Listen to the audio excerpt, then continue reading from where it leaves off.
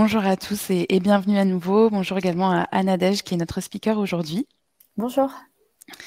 Donc pour information, il y aura un enregistrement de notre webinaire. Vous recevrez un mail dans la semaine avec le replay, également un questionnaire de satisfaction à la fin. Donc n'hésitez pas à nous partager vos retours. Si vous avez des questions pendant la session, n'hésitez pas à utiliser la petite partie questions pour pouvoir les poser. On gardera du temps à la fin pour y répondre. Donc voilà, n'hésitez pas à interagir. Et on a également un onglet sondage pour un peu comprendre votre profil et savoir quelles sont vos problématiques aujourd'hui autour de la formation. Mais Nadège aura l'occasion de revenir dessus du coup pendant sa présentation. Donc, je vais faire une rapide présentation de Malte. Et donc, je vais commencer par moi. Donc, je suis Céline, je suis responsable des événements à destination des freelances en France. Mon rôle, c'est de vous proposer des contenus, que ce soit des webinars comme aujourd'hui, des afterwork pour vous rencontrer, des ateliers, pour vous accompagner dans votre vie freelance. Donc, n'hésitez pas à me solliciter ici ou via le formulaire qu'on enverra à la fin. Je suis vraiment là pour vous proposer des événements qui vous correspondent et surtout qui vous aident dans votre quotidien. Donc pour Malte, pour ceux qui ne connaissent pas, donc c'est une plateforme qui est vraiment dédiée aux freelances. On a plus de 500 000 personnes sur cette marketplace.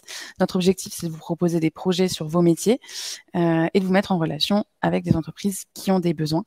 Et donc en 10 ans, on a déjà permis de réaliser 350 000 missions.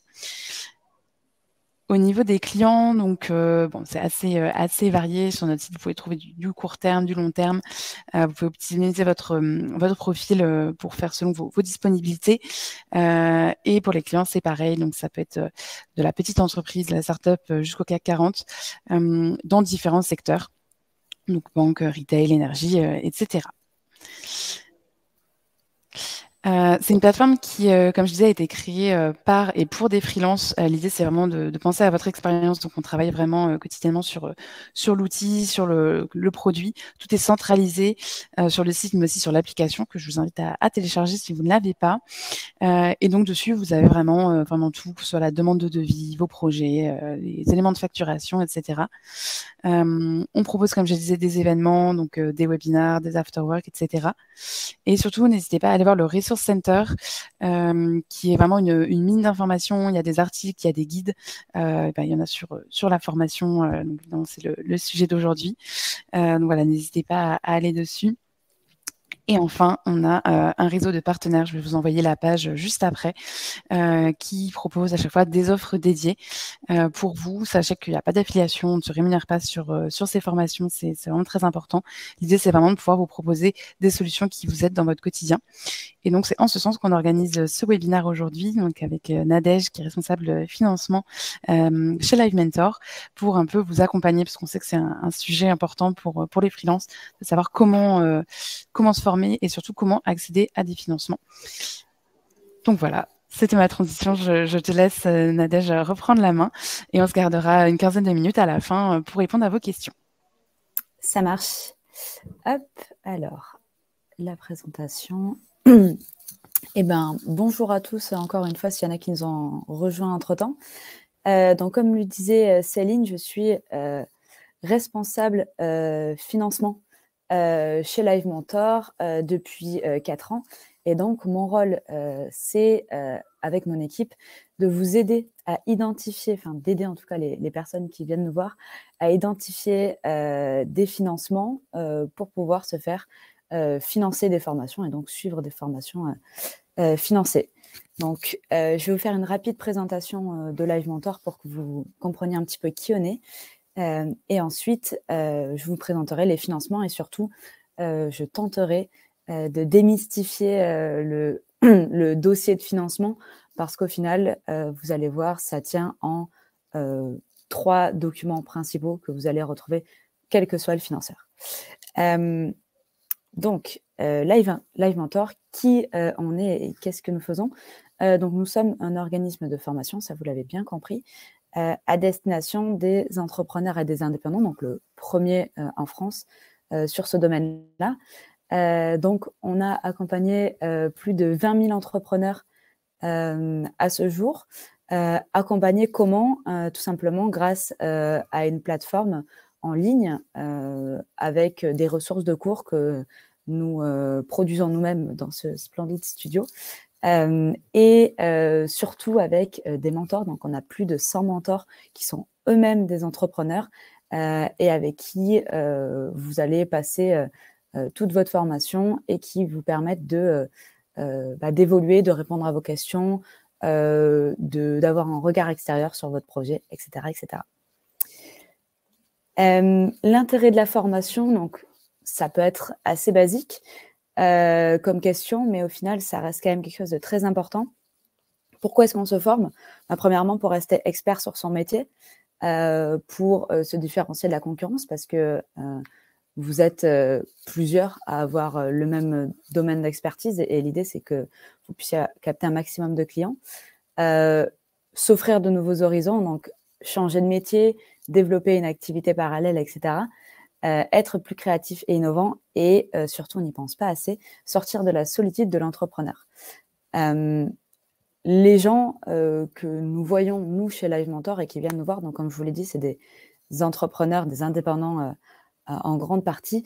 Leurs questions sont les suivantes généralement, c'est comment fixer un bon TGM, comment mieux gérer la relation client, comment négocier, etc., avec ses clients, comment fixer le bon prix, comment faire en sorte que les missions que je propose coïncident avec mes valeurs, comment est-ce que je peux développer mon activité une fois que je suis spécialiste dans un domaine, comment faire en sorte de me faire reconnaître dans un autre domaine.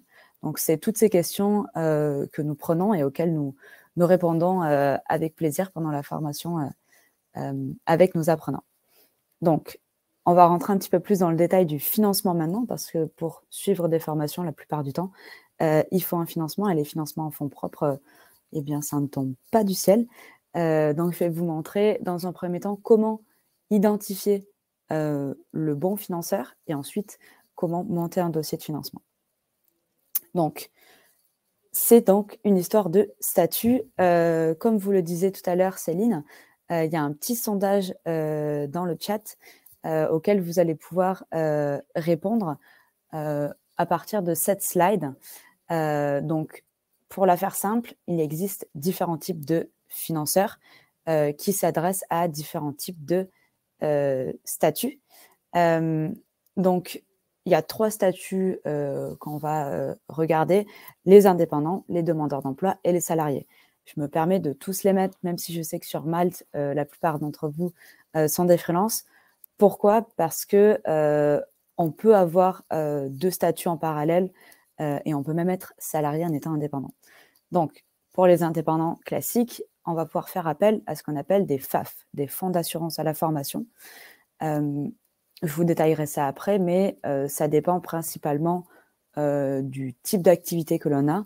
Il y a un FAF pour les personnes qui dépendent de la Chambre de commerce et d'industrie, un FAF pour les professions libérales, etc., etc.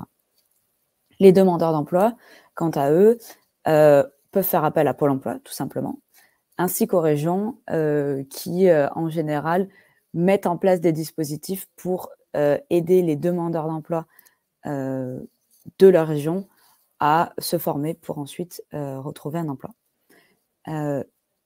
Les salariés, dernièrement, peuvent faire appel à leur OPCO, opérateur de compétences. C'est le pendant du FAF, mais pour les entreprises. Et donc, ça dépend aussi du secteur d'activité. Pourquoi est-ce que je vous les ai mis tous les 3? Parce qu'on peut être indépendant, mais aussi inscrit à Pôle emploi. Et donc, avoir le choix de soit s'adresser à Pôle emploi, soit s'adresser à son FAF, en fonction de ce qui est le plus bénéfique pour nous. Et on peut aussi être indépendant et salarié en fonction de son statut. Donc, soit salarié dans une entreprise et avoir un statut d'indépendant à côté, soit être dirigeant assimilé salarié. Donc ça dépend de votre statut. Si vous êtes en SA, vous pouvez tout à fait être le dirigeant de votre propre entreprise et avoir des fiches de paye, etc. Ensuite, on va avoir le très célèbre CPF, compte personnel de formation. Normalement, tout le monde le connaît, tout le monde en a entendu parler. Malheureusement parfois via des spams, mais le compte personnel de formation a cet avantage qu'il s'adresse de manière égale aux indépendants, demandeurs d'emploi et salariés. Tant que vous avez de l'argent crédité sur votre compte personnel de formation, vous pourrez l'utiliser quel que soit votre statut. Donc, ensuite, on va démystifier le dossier de financement. Tout simplement en partant de la base, ce que contiennent tous les dossiers de financement. Donc, dans tous les cas, on va faire une demande préalable. Donc, on va demander à l'organisme, est-ce que j'ai le droit ou non de me faire financer cette formation? Et pour ça, on va avoir trois éléments qui reviennent systématiquement, à savoir le contrat, le programme et le formulaire. Vous allez voir dans tous les organismes de financement que je vais vous présenter, je vais vous montrer qu'il y a toujours un contrat, un programme et un formulaire. Les grandes étapes d'un dossier de financement, il y en a 5, c'est assez basique. Donc, premièrement, il faut identifier son organisme, donc en fonction de votre statut et si vous avez ou non du CPF. Ensuite, on va vérifier son éligibilité et son budget. Donc, ça, pareil, on va passer par des types de questions. Est-ce qu'on a le bon statut? Donc, on va regarder sur les critères, en général, sur le site de l'organisme ou sur les documents qu'ils proposent. Donc, est-ce qu'on a le bon statut? Est-ce que je souhaite faire le bon type de formation? Parce que parfois, les formations à distance sont acceptées. Parfois, les formations en présentiel ont un certain coût.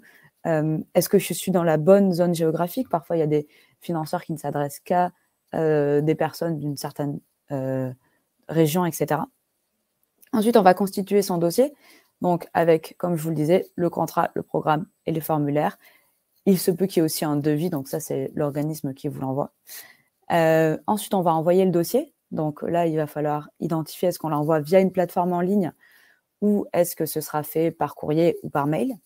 Et ensuite, on va réceptionner l'accord et vérifier que ce soit bien ce qu'on a demandé. Est-ce que ce sont les bonnes dates, la bonne formation? Est-ce qu'il y a une subrogation ou non? Donc ça, je vous expliquerai ce que ça veut dire plus tard. Donc, une fois qu'on a dit ça, on se rend compte qu'au final, ça ne reste pas quelque chose d'insurmontable et que ça, une fois qu'on a les bons renseignements et qu'on a les bons conseils, que ça reste à la portée de tout le monde. Pour les questions, alors je vais regarder. Donc, question d'Arnaud. Bonjour, dans quel statut rentre la SASU puisque indépendant, mais salarié de sa structure? Alors, si vous avez une fiche de paye, sachez que vous pouvez vous faire accompagner par les OPCO. Vous êtes dirigeant de votre propre entreprise, donc vous pouvez faire appel à un OPCO, mais il ne faut pas hésiter à envoyer des mails aux organismes ou à les appeler. En général, c'est pas trop le bagne et ils répondent assez rapidement. Et ensuite, bonjour, en étant en portage salarial, pouvons-nous nous adresser au FAF? Alors, en étant en portage salarial, vous avez les deux possibilités. Soit vous adressez à votre FAF si vous avez des cotisations URSSAF, mais je vous montre ça de suite. Soit vous pouvez vous adresser à votre entreprise de portage salarial qui peut parfois faire appel à son OPCO pour que vous puissiez vous financer des formations. Donc, les FAF, fonds d'assurance à la formation. Comment connaître son FAF? Alors ça, c'est relativement simple. L'information se trouve sur un document qui s'appelle l'attestation de contribution à la formation professionnelle. Dans le jargon, on appelle ça une attestation CFP. Et cette attestation, vous pouvez la retrouver sur votre compte URSSAF. Pour vous expliquer un petit peu comment ça fonctionne, en gros, quand on est indépendant, on verse ses cotisations à l'URSSAF pour la majorité des cas. Et c'est l'URSSAF qui va reverser des cotisations à l'organisme dont vous dépendez. Et donc, vous vous retrouvez sur votre compte avec un document qui ressemble à ça, donc une attestation de versement de contribution au FAF avec le montant que vous avez cotisé qui se trouve ici et surtout en gras l'organisme auprès duquel l'URSSAF reverse les cotisations. Il s'agit dans ce cas-là de l'AGFIS, qui est l'Association de gestion du financement de la formation des chefs d'entreprise. Donc, c'est assez simple. Vous le retrouvez sur votre compte URSSAF dans la rubrique Mes documents. Vous sélectionnez le document et vous allez avoir soit une attestation de versement, soit une attestation de non-contribution quand vous n'avez pas encore commencé à payer ce genre de cotisation. Je vais maintenant vous présenter les 3 FAF majoritaires qui, je pense, vont vous intéresser de par votre activité et vos statuts. Donc, on a, dans un premier temps, le FIFPL. Donc, le FIFPL, c'est un organisme qui s'adresse aux personnes qui ont des professions libérales. Donc, on va avoir toutes les personnes qui font du conseil, notamment, je sais qu'il y en a normalement parmi vous.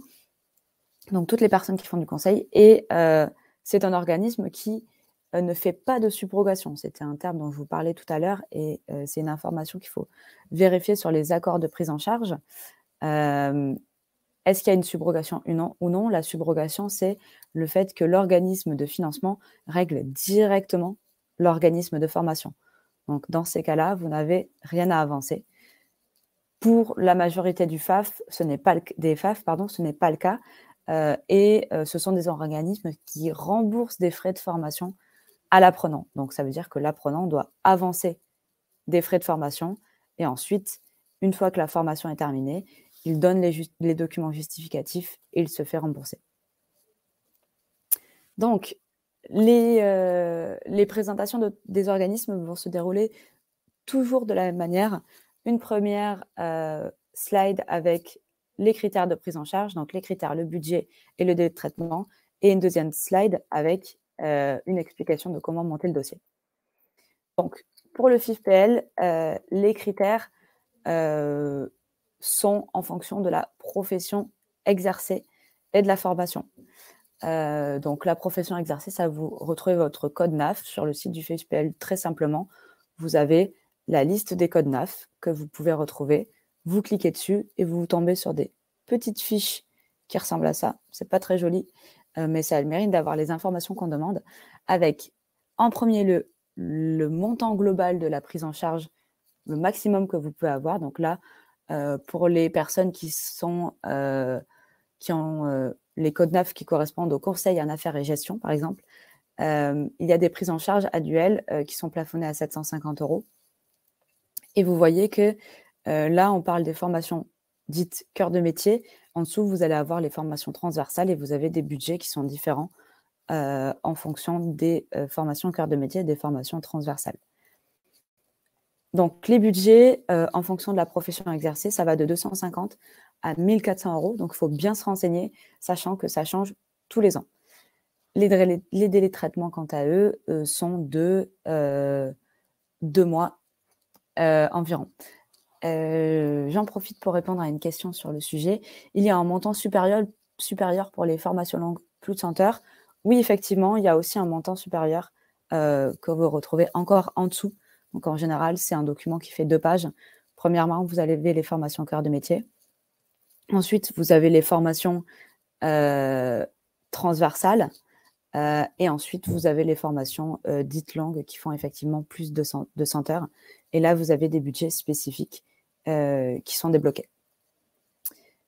Voilà, donc je disais, délai de traitement d'environ 2 mois, sachant que vous pouvez parfaitement envoyer le dossier à l'organisme, décider d'avancer les frais et si c'est une formation que vous souhaitez vraiment faire, tout en ne sachant pas si le FIFPL va prendre ou non en charge votre formation. Par contre, vous pouvez aussi faire le choix d'attendre d'avoir un retour du FIFPL et de ne démarrer votre formation qu'une fois que vous avez la certitude de vous faire financer. Le FIFPL est ouvert également pour les auto-entrepreneurs. Alors ça va dépendre de votre code NAF, mais si je ne dis pas de bêtises, les auto-entrepreneurs sont passés sous l'AGFIS, dont je vais vous parler juste après, depuis l'année dernière. les auto-entrepreneurs ont un statut un peu particulier et ils sont l'organisme dont dépendent les auto-entrepreneurs a tendance à changer d'une année à l'autre.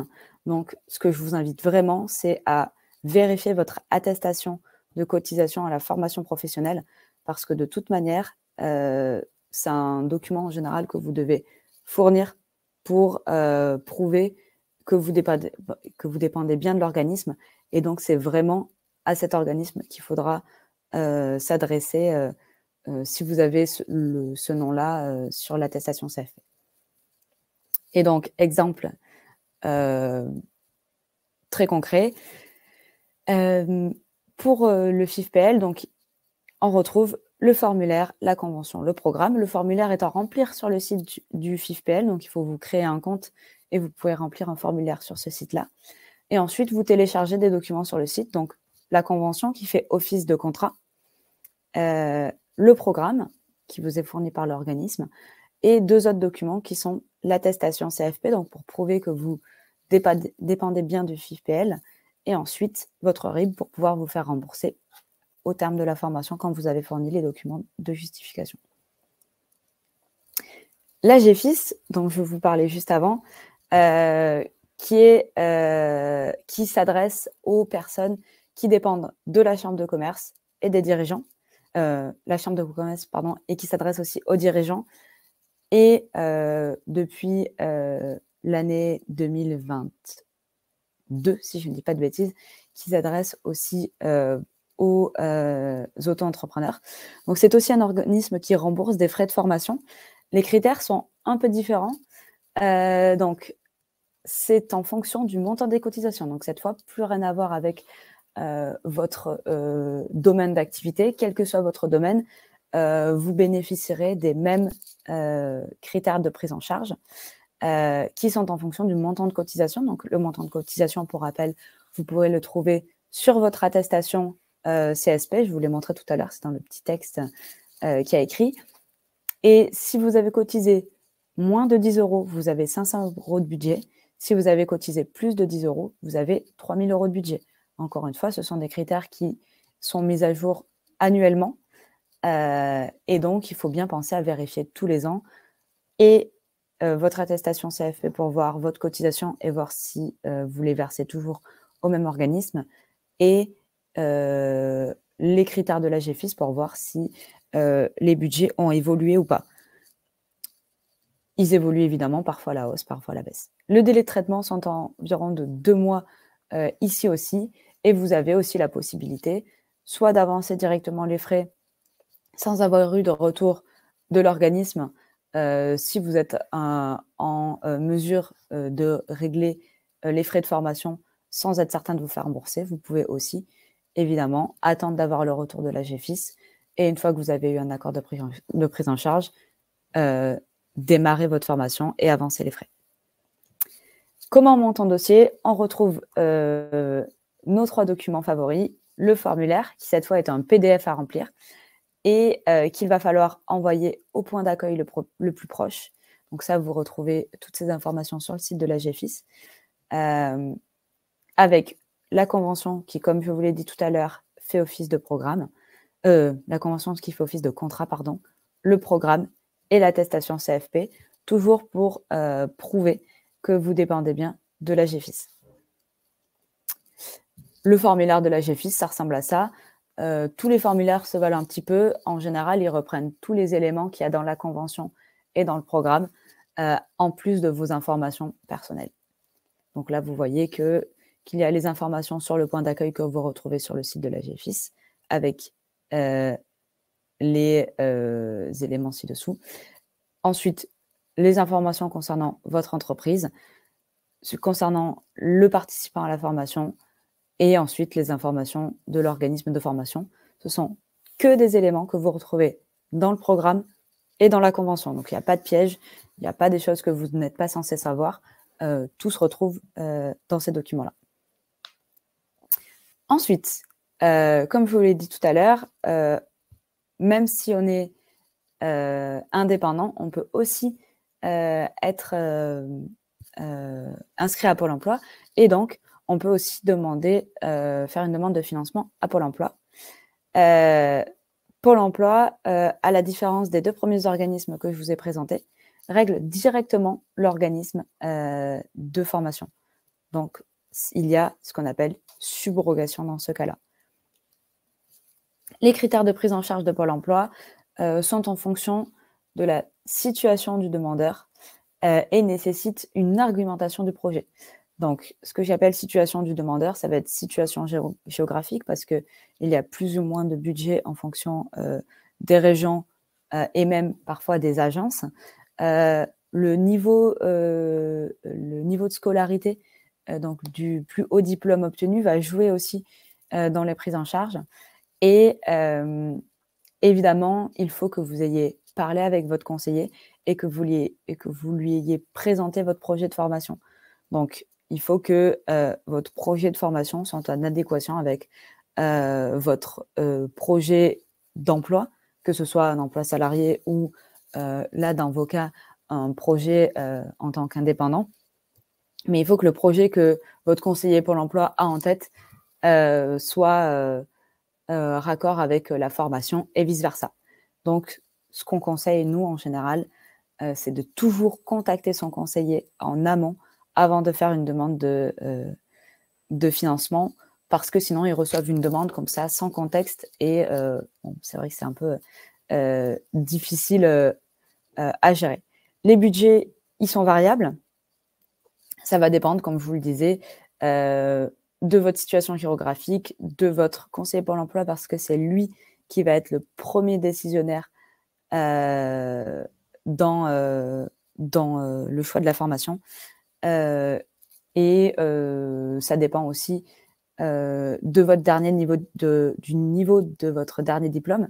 Et du coup, Zineb, pour te répondre, la politique de Pôle emploi, c'est de mettre plus de budget sur les personnes qui ont un niveau bac ou inférieur à bac, et en fonction du budget global de l'entreprise, ils élargissent le niveau de diplôme pour pouvoir financer un maximum de personnes. Mais à partir du moment où les budgets des agences se réduisent, ils ont tendance à se focaliser sur les personnes qui ont les plus bas niveaux d'études, parce que malheureusement, selon eux et selon la plupart des statistiques, les personnes qui ont le plus bas niveau d'études sont les personnes qui ont le plus de difficultés à trouver un emploi. Donc, c'est celles qui sont priorisées dans le cadre des financements de formation. Le délai de traitement, il est d'un mois minimum, donc un peu plus court que pour les organismes précédents. Par contre, dans ces cas-là, vous ne pouvez pas démarrer la formation tant que vous n'avez pas l'accord de Pôle emploi, parce que c'est lui qui règle directement l'organisme de formation. Comment on monte son dossier? Donc, c'est l'organisme qui va faire la majorité du travail.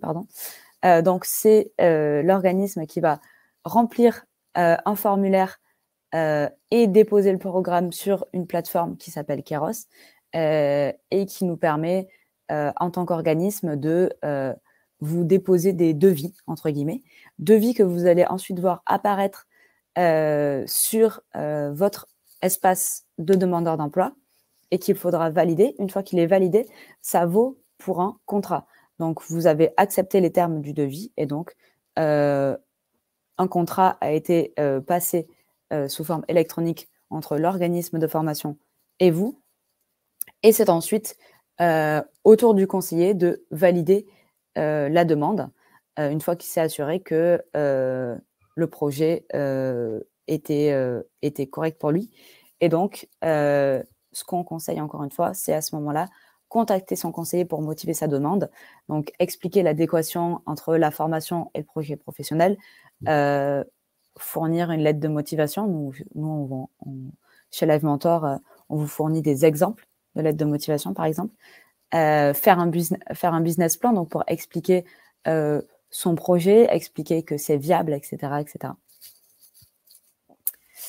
Ensuite, je parle d'abord du CPF avant de parler des OPCO, parce que je pense que ça concerne plus de personnes que uniquement les personnes qui seraient dirigeants salariés. Donc, le CPF, compte personnel de formation, qui s'adresse à toutes les personnes ayant des crédits. C'est assez simple de le savoir, il suffit de se connecter sur le site, de se créer un compte et vous avez directement accès au montant que vous avez cotisé. Dans le cas du CPF, c'est aussi l'organisme qui est réglé directement, donc vous n'avez aucun frais à avancer. Les critères de prise en charge, eh bien, tout simplement, il suffit que la formation soit disponible sur le site. Donc, le CPF, compte personnel de formation, ça ressemble un petit peu à un site e-commerce sur lequel vous avez un porte-monnaie qui est inclus. Et donc, vous avez votre montant de disponible que vous pouvez utiliser sur la plateforme et toutes les formations qui sont disponibles à l'achat via votre crédit CPF. Pour les budgets, vous avez 500 € qui sont crédités par an maximum. Ça, c'est pour les salariés, donc c'est pour des équivalents temps partiel. Donc, si vous avez cotisé l'équivalent dans le temps partiel, alors vous aurez 500 € de crédité.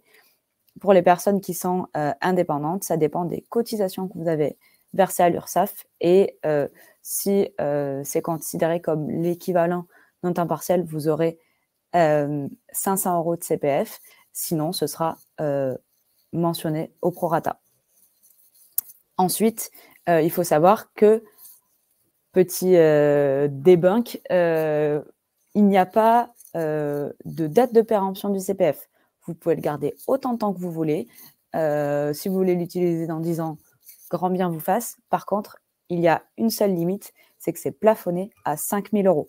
Donc, si vous cumulez 500 € tous les ans, au bout de 10 ans, vous aurez atteint le plafond des 5 000 € et vous ne pourrez plus cotiser. Alors, peut-on contacter différents organismes en simultané pour cumuler des aides de financement, exemple FIFPL et CPF? Alors ça va dépendre des organismes.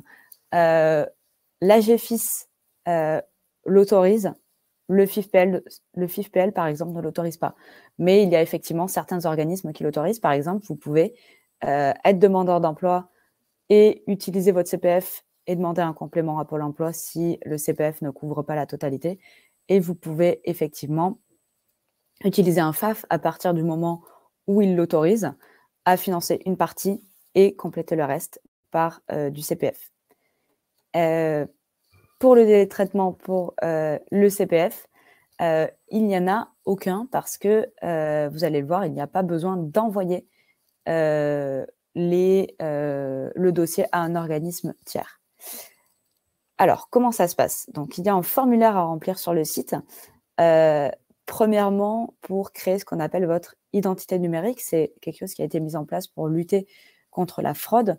Donc, c'est une démarche à effectuer à un partenariat avec la Poste qui permet de valider qu'il s'agit bien de vous.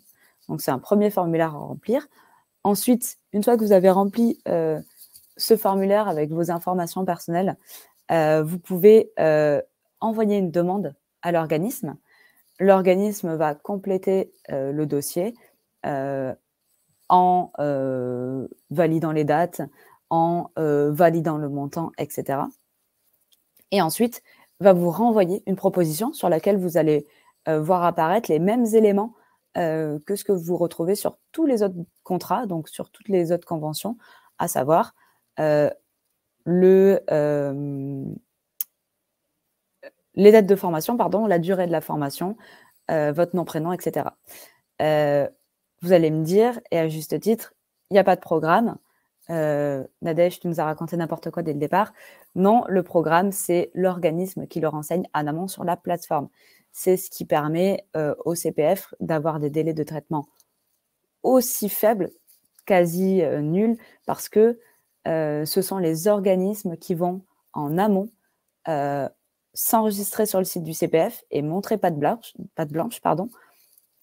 Et une fois que l'organisme a déposé sa formation sur le site du CPF, eh bien, le CPF considère qu'il n'a pas besoin de regarder plus en détail toutes les demandes qui sont faites par les apprenants et c'est systématiquement validé par la suite.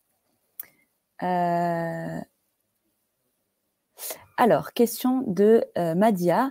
Peut-on profiter de plusieurs organismes et comment trouver les partenaires et bien choisir la formation? Alors, pour la partie profiter de plusieurs organismes, donc ça, j'ai répondu tout à l'heure à Camille, à qui j'ai indiqué que oui, effectivement, c'est possible. Donc, on peut cumuler, par exemple, Pôle emploi et CPF. On peut cumuler certains FAF avec le CPF, etc., etc.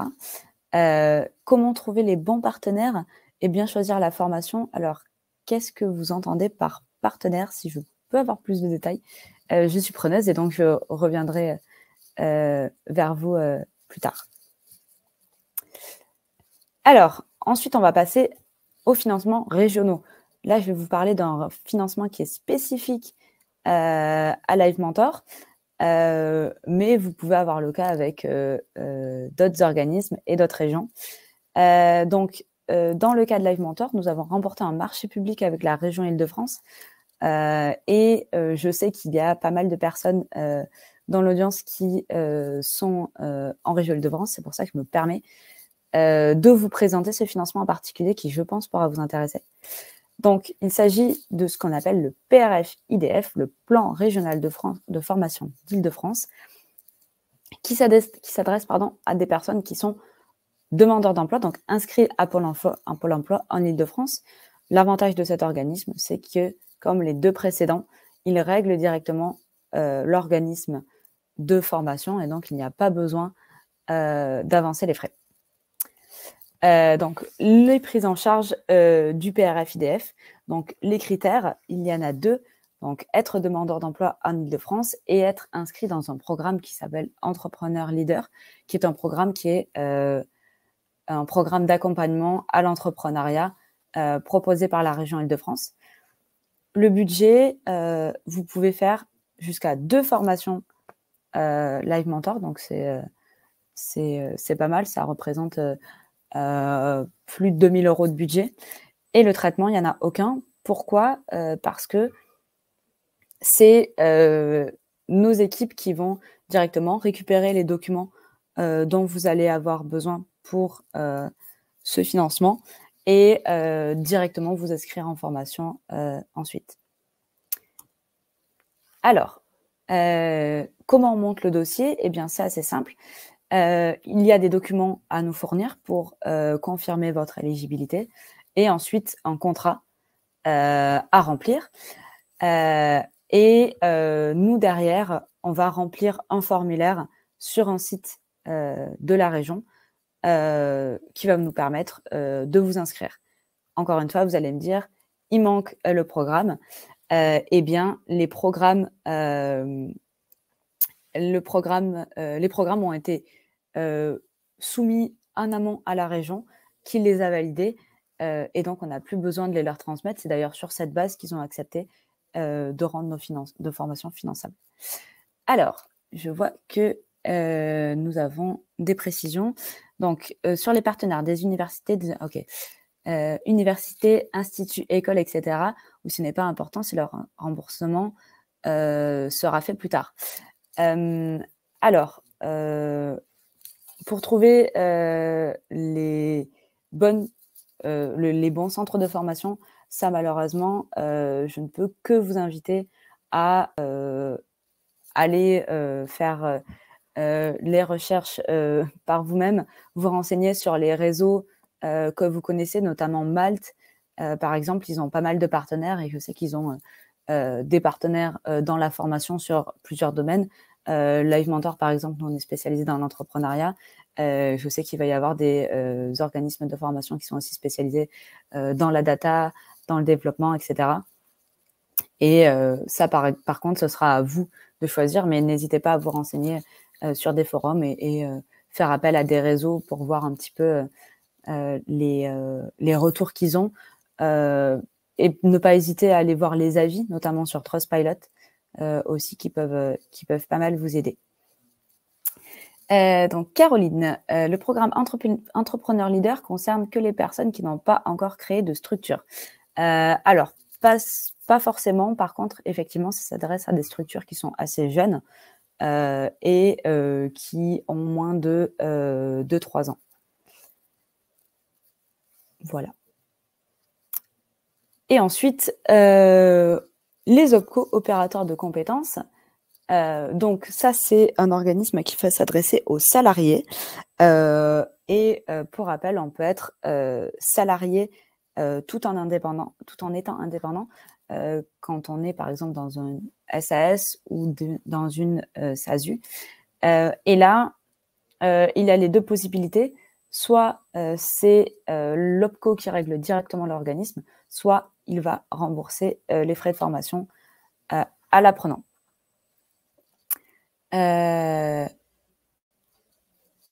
Pour les prises en charge, les critères varient en fonction de l'entreprise, donc de sa taille, de son secteur. Donc ça, une fois qu'on a identifié son OPCO, en général, il suffit de s'adresser à son expert comptable où on trouve facilement l'information sur Internet.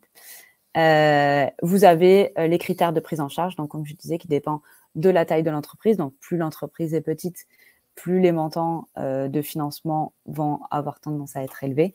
Et en fonction des secteurs, pareil, les montants ne vont pas être les mêmes. Ensuite, donc le budget, comme je vous le disais, il est variable et les délais de traitement, ils sont de 1 à 2 mois. Comme pour les FAF, vous pouvez parfaitement décider de démarrer la formation sans être sûr de vous faire financer par l'organisme, ou vous pouvez aussi attendre d'avoir un retour de l'organisme pour démarrer votre formation. Alors, question de Frédéric. Peut-on se faire financer une formation hors organisme de formation par un expert qui dirige une société de consulting, par exemple? Alors, oui, mais à certaines conditions. Il faut que cette personne ait les éléments nécessaires pour que vous puissiez monter un dossier. Donc, cet expert en consulting, par exemple, peut avoir un numéro de déclaration d'activité, tout comme les organismes de formation qui va lui permettre de se rendre éligible, notamment auprès des OPCO, etc. Après, il faut savoir que les critères pour un organisme de formation pour rendre ces formations éligibles se durcissent de plus en plus. Donc, en plus d'être enregistré et d'avoir ce numéro de déclaration d'activité, maintenant, de plus en plus, les organismes les organismes ou les indépendants doivent passer des audits de qualité, dont un qui s'appelle Calliope. Et c'est à l'issue de cet audit que l'organisme va pouvoir se rendre éligible auprès des OPCO, de Pôle emploi, etc., et des FAF, parce que les organismes de financement demandent de plus en plus à ce que les organismes soient des organismes de qualité, évidemment, et donc ça passe par ces deux critères-là. Voilà, c'est aussi un moyen pour vous de vous assurer que vous vous adressez à une structure ou un formateur qui est compétent, qui et surtout prodigue des formations qui vont être de qualité. J'espère avoir répondu à la question. Donc, n'hésitez pas si vous avez des questions sur toute la partie prise en charge des formations, organismes de financement, etc. Parce que je vais maintenant vous présenter un petit peu les formations que nous proposons chez Live Mentor et quelques témoignages de personnes qui sont passées chez nous pour que vous ayez un peu plus une vision,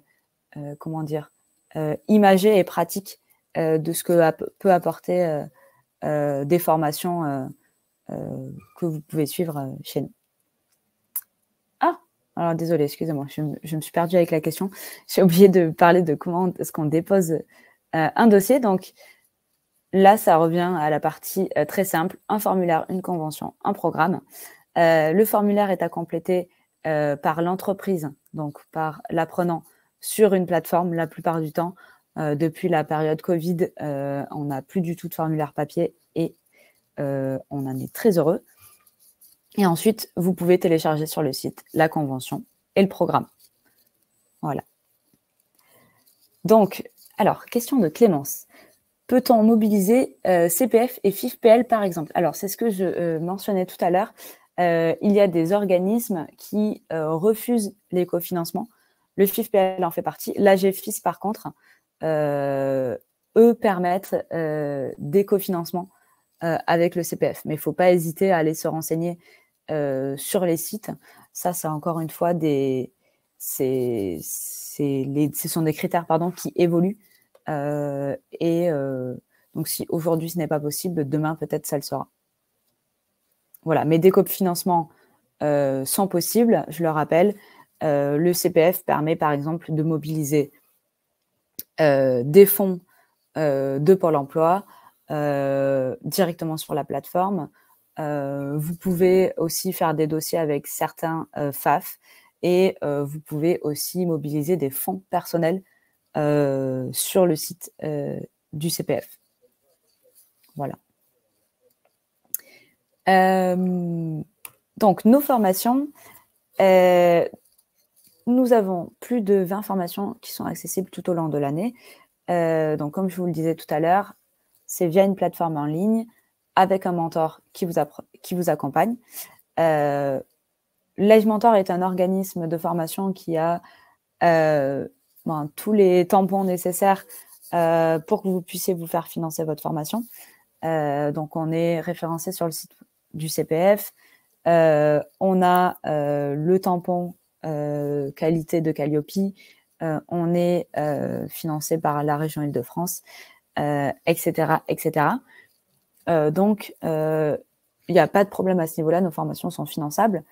Petit plus, vous avez une équipe composée de 5 merveilleuses personnes qui sont à votre disposition pour vous aider à monter votre dossier. Donc, tout ce que moi, je viens de vous dire, elles vont vous le redire.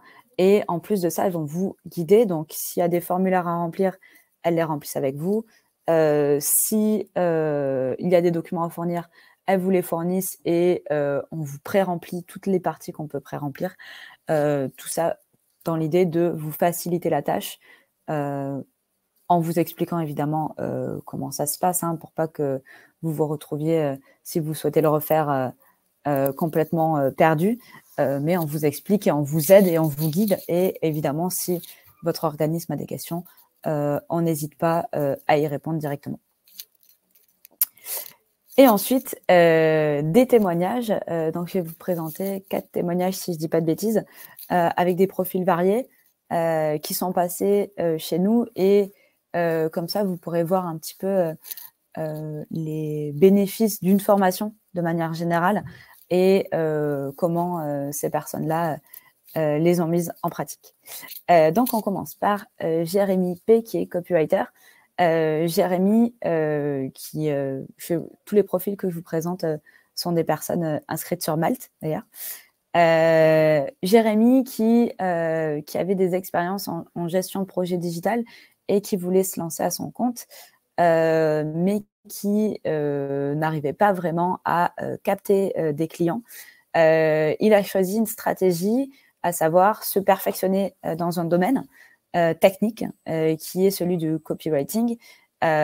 Donc, il utilise le copywriting à la fois pour se différencier lui-même de ses concurrents et aussi pour proposer son expertise en copywriting à ses clients. Et une fois qu'il a fidélisé et trouvé ses clients grâce au copywriting, il leur propose ensuite tout un panel de solutions qu'il va avoir derrière de par ses différentes compétences. Mais du coup, là, on est sur un profil qui a choisi une formation technique pour devenir expert sur son sujet et donc se démarquer de cette manière. Ensuite, on va avoir Anne, qui est illustratrice, qui est illustratrice et qui a une passion, le patrimoine. Elle a d'ailleurs fait des études en architecture. Et sa problématique, c'était la suivante. Le peu de missions qu'elle avait sur ce qui l'intéressait vraiment, à savoir les illustrations numériques au service du patrimoine, c'était des toutes petites missions. Pour vous dire, elle n'avait que des missions de création de cartes postales. Donc, c'était des petites missions. Et donc, elle a décidé de suivre une formation, cette fois, pas pour se spécialiser dans son domaine, parce qu'elle l'était déjà, mais pour réussir à mieux se vendre et donc attirer plus de clients. Donc, la stratégie qui a été choisie par elle et son mentor, ça a été de se spécialiser et de mettre en avant le fait qu'elle fasse des illustrations numériques et que c'était une démarche innovante.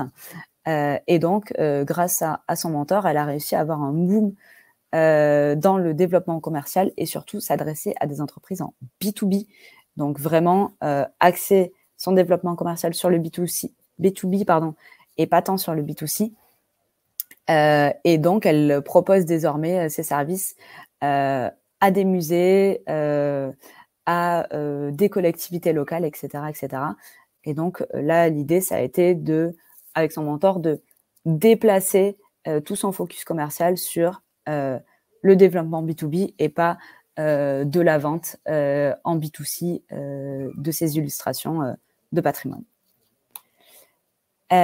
Ensuite, on a Martha.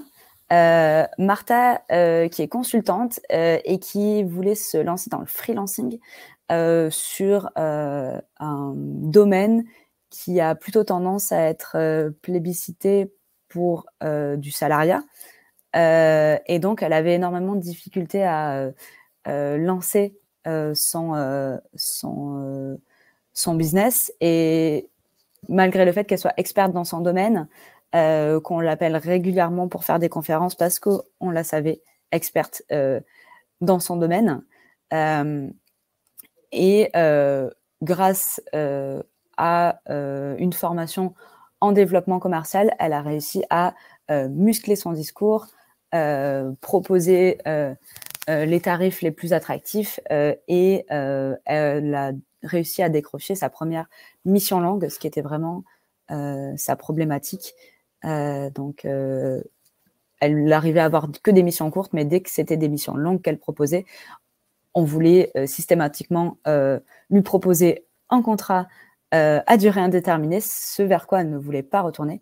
Et donc, elle a dû apprendre à travailler son discours et montrer que elle pouvait fournir les mêmes services, voire plus, tout en restant indépendante. Et ensuite, on a Aurélien, qui est mon projet favori. Aurélien, qui était salarié développeur et qui est arrivé chez Live Mentor avec un projet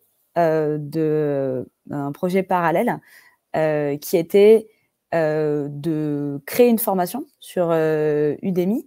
Et donc, il a suivi une formation chez nous qui s'appelle Side Project et qui permet de développer une activité en parallèle, donc de la structurer, etc., en parallèle de son activité principale. Donc là, la personne était salariée, mais ça peut tout à fait être le cas dans le freelancing.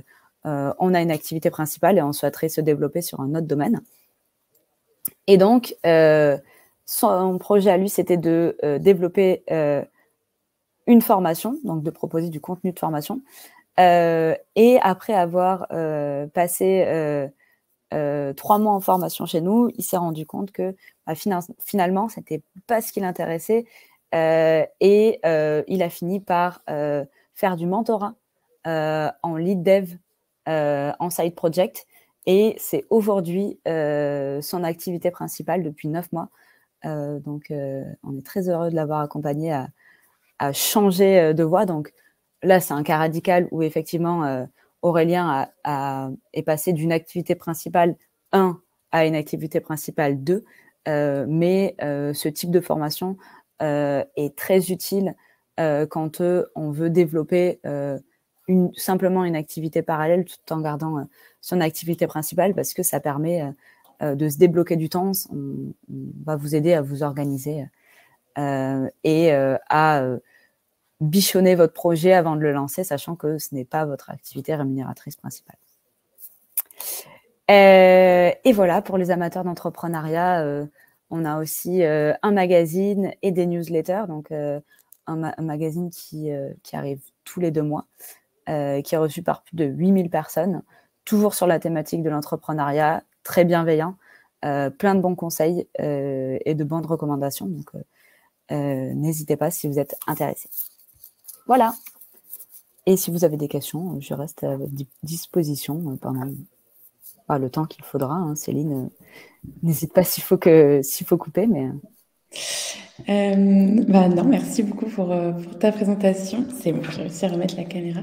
Il nous reste 2-3 minutes, donc si vous avez encore des questions, n'hésitez pas à les poser. J'ai mis dans le chat donc le LinkedIn de Nadège si jamais vous avez des questions. Et si vous avez des questions pour Mel, vous pouvez tout à fait écrire à l'adresse support. Donc voilà, j'attends un petit peu de voir si on a d'autres interrogations. Du coup, tu as répondu en live, donc je pense que pour la plupart...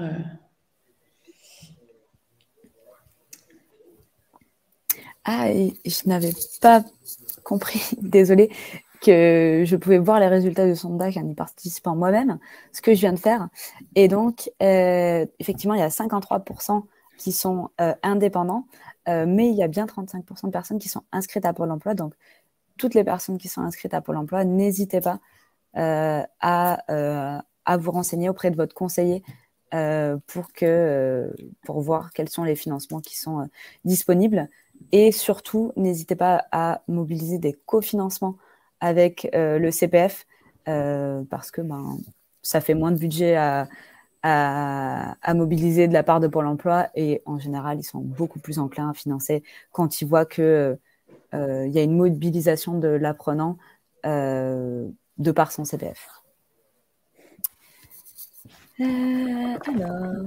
Je pense que c'est bon, il n'y a pas l'air d'avoir plus de questions. De toute façon, on vous renvoie le replay dans la semaine, normalement demain, avec également un questionnaire de satisfaction. N'hésitez pas à y répondre si vous avez 5 minutes à nous accorder. C'est important pour pouvoir vous proposer tous les contenus qui vous correspondent. Et effectivement, j'avais oublié.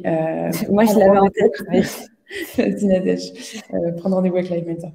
Voilà, donc si vous voulez vous faire conseiller sur une formation et donc bénéficier d'un accompagnement pour monter votre dossier, etc., n'hésitez pas à prendre rendez-vous avec un de nos conseillers qui pourra, dans un premier temps, vous orienter sur la formation qui vous convient.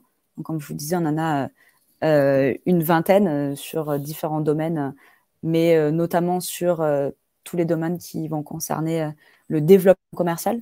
Donc, je sais que c'est un peu le nerf de la guerre pour toutes les entreprises et pour tous les indépendants. Et ensuite, vous aurez l'immense plaisir d'être accompagné par une des personnes de mon équipe pour vous aider à monter votre dossier de financement. Et ce lien sera aussi dans le mail qu'on vous enverra du coup suite à la session d'aujourd'hui. Donc, vous pourrez aussi le retrouver. Merci à tous pour votre participation. Merci Nadège pour Mais de rien. Merci à vous. J'espère que c'était clair et que vous avez moins peur des dossiers de financement maintenant. Je pense, c'était très clair. Il devrait y avoir pas mal de formations pour les personnes qui étaient avec nous aujourd'hui. Merci à tous. Merci beaucoup. Au revoir.